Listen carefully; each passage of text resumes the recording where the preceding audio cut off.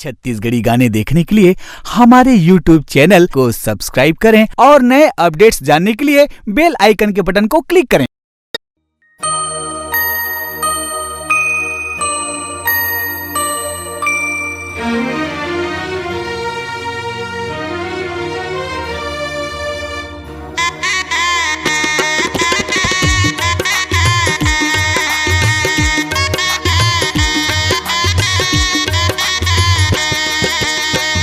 बरन होके घूमत रहिथो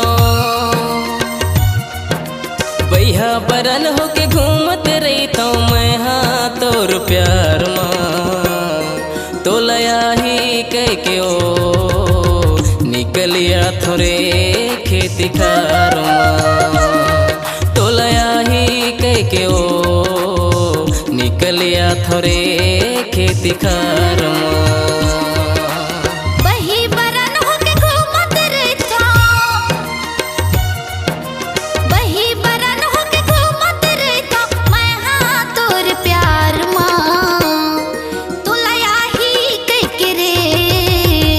निकलिया दूंगा खेती कर माँ तुलया ही कह गा निकलिया तोरे खेती कर माँ।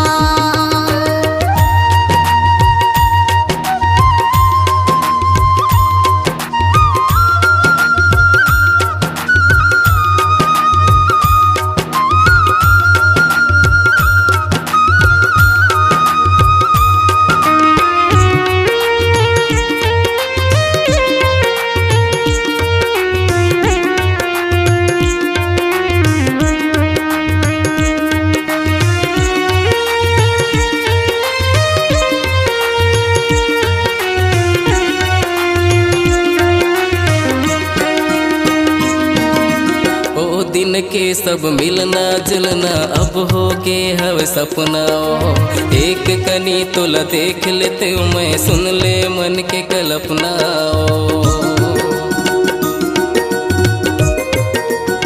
ओ दिन के सब मिलना जुलना अब हो गे हवे सपना एक कनी तोला देख लेते मैं सुन ले मन के कल्पना संझा बिहनिया बैठे रहिथो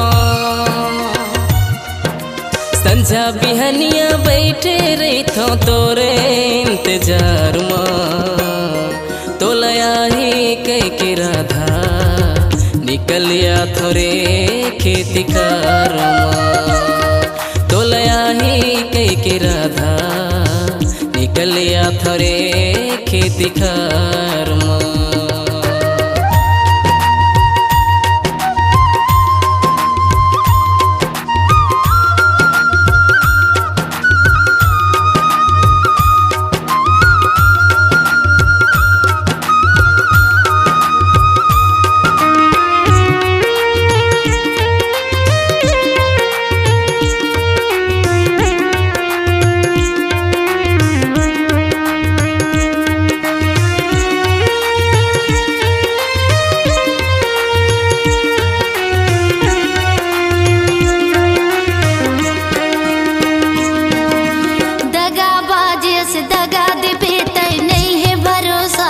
मन के माया लेके छोड़ देबे तय बिरता हो जाही मोर तन के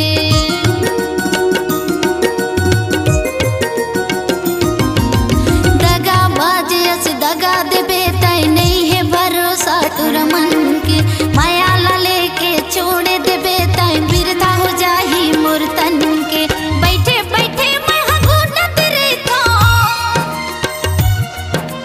बैठे बैठे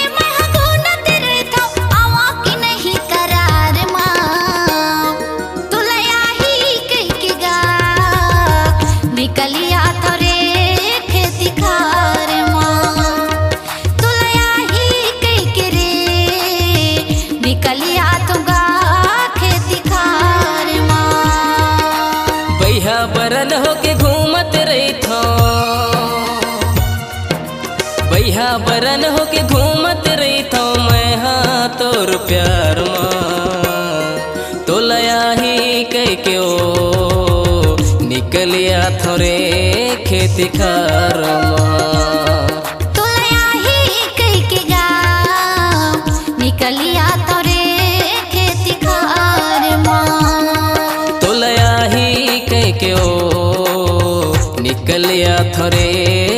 खेती खारमा। तुलया ही कई के गाम निकलिया तोरे खेती खारमा। तुलया ही कई के ओ निकलिया थोरे खेती खारमा।